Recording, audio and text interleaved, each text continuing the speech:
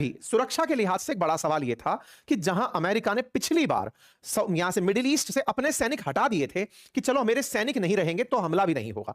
America इस बार क्या cheating किया, अपने सेना को अभी तक उसने इन एयर बेसिस पर बचा के रखा हुआ है।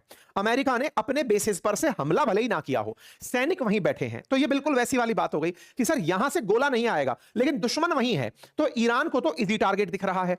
ईरान को जो इजी टारगेट है यह कहीं अमेरिका की उकसावे की कार्रवाई तो नहीं। ऐसा मैं क्यों कह रहा हूं, क्योंकि उन सैनिकों को देखते ही जैसे ही ईरान इन देशों में गोला फेंकता है, ये देश बोलते हैं कि आपने हमारी संप्रभुता का उल्लंघन क्यों किया, आप हमारे क्षेत्र में गोला क्यों फेंक दिए। आपको अच्छा, ईरान बोलता है मैं तो अमेरिकी सैनिकों को निशाना बना रहा हूं, तुम इनको भगा क्यों नहीं रहे। तो बोले साहब मेरे देश में मैं किसको बिठाऊं ये मेरी मर्जी। तो ईरान ने कहा मेरा दुश्मन दुनिया में जहां भी हो उसे मारना मेरी मर्जी। तो भाई साहब यहां ईगो फाइट चल रही है। अमेरिका का क्या फायदा, अमेरिका जानता है कि एक बार ये आपस में झगड़ लें मेरी लड़ाई खत्म हो जानी है। आपस में लड़ने मतलब बोले मुसलमानों में तो शिया सुन्नी की लड़ाई लंबे समय से चली आती है। ईरान शियाओं का रिप्रेजेंटेटिव है, सुन्नी अभी चुप बैठे हुए हैं इस डर में कि ईरान से बहुत नुकसान हमारा हो जाएगा, क्योंकि पैसा जो है ना वो सुन्नियों ने खूब कमा के रख लिया।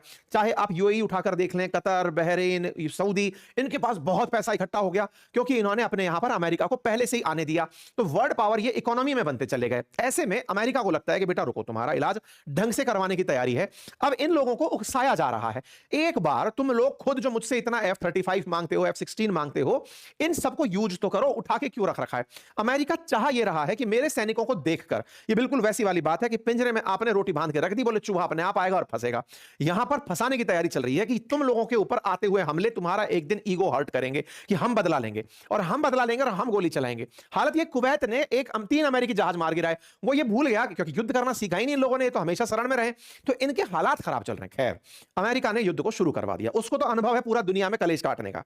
अमेरिका बढ़िया मिडिल ईस्ट में अपनी सेना भर के बैठा है, यूज कर नहीं रहा। उन्हें देखकर जैसे हमले हो रहे हैं तो सऊदी और जितने भी देश हैं ये परेशान हो रहे हैं कि यार हमने तो गलत ही अपने घर में किसी आदमी को शरण दे दिया, हमारे ऊपर हमले चल रहे हैं।